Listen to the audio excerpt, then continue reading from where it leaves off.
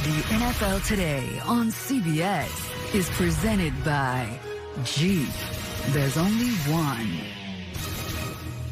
And welcome back to the NFL Today. And now Amazon takes you out to the sights and sounds of the game between the Titans and the Colts.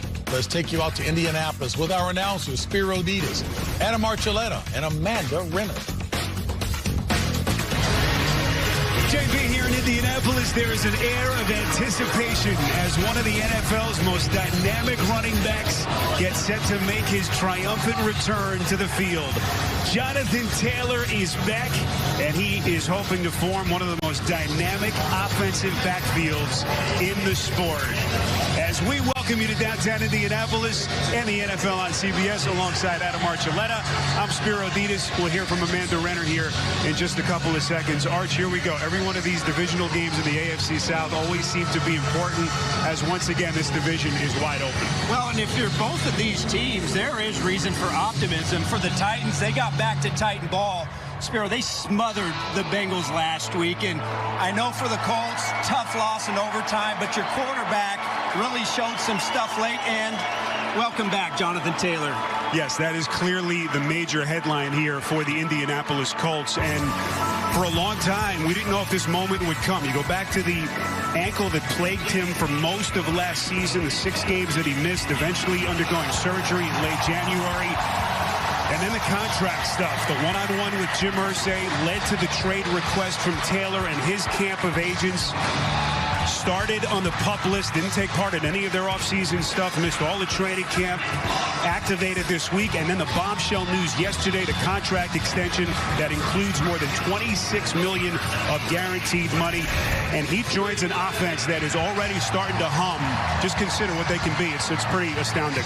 Spiro, there's a lot of good running backs, but there are very few special running backs, and I know it's been a long time since we've seen him healthy, but let's go back and show you exactly who he was in 2021. There are very few backs that have that combination of game-breaking, touchdown-making ability. Truly a workhorse and one of the few players that at any point in the game has that ability to take over. Now, as far as his workload in this game, I think that is yet to be seen. Certainly expect them to ease him into the offense, but the pairing of Taylor and Richardson, that could be a special one. Amanda, the timing of the extension yesterday was certainly surprising, and also the way in which this deal came about was fascinating as well. What do you have? It was. We learned that Edgerrin James, the running back Hall of Famer who played for the Colts, actually played mediator between Jim Irsay and the Colts and Jonathan Taylor and his team. I talked to Edgerrin yesterday, and he said, listen, I just tried to make both sides feel heard and understood as a player and as a businessman, but when we talk about timing, he did point out to me, he said, listen, as a running back, I think that you cannot sit out. You got to stay in your groove. So it makes sense with Jonathan coming off the PUP list and, of course, where this team sits in the AFC South, that they would get this deal done now. I did talk to Jonathan Taylor.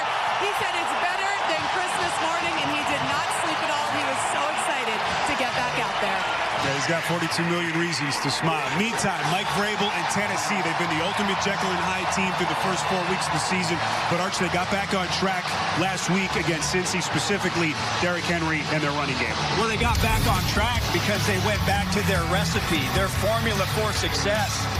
That's Derrick Henry, 122 yards. And when you think about a Derrick Henry type game, what do you think about? You think about broken tackles. You think about big runs, wearing down the defense. Sometimes you think about him throwing for a touchdown. It is essential why as they try and get on the road, a win on the road, get him going, open up the play-action game for Tannehill and the Titans offense. There's a game of huge importance.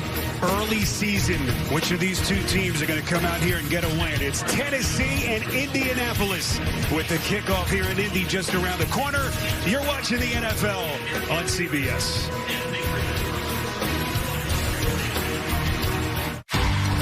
You're about to play with masters. Up the middle. Another edition of 60 Minutes.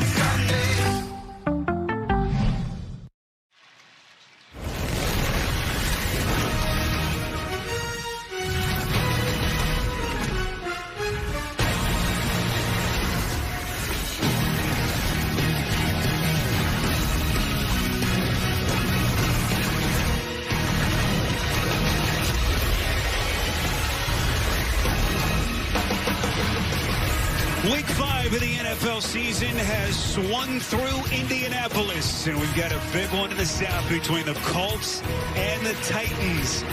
The wait is over. The kickoff is next on CBS. CBS Sports welcomes you to the following presentation of the National Football League.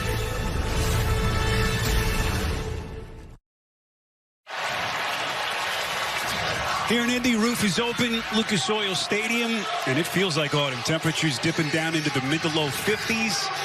The windows are closed, so wind not expected to be much of a factor. Mike Vrabel's Tennessee Titans saw their 2-year reign atop the division end last year, of course. And Shane Steichen, what a start for Indianapolis. As their comeback bid against the Rams here fell a little bit short last week in overtime, and we know about Tennessee's big home win last Sunday against Cincinnati. Jacksonville already a winner earlier this morning in London as they knock off the Buffalo Bills. And so for the time being, it is Jacksonville atop the South in sole possession of first place. How about the Colts? They win the toss and they elect to receive the football arch, something you rarely see. Tells you just how confident Shane Steichen is in his offense. As Isaiah McKenzie is going to field it from just outside his end zone. McKenzie crosses the 15 and is tackled at the 20-yard line. Excellent kick coverage. Anthony Kendall leading the charge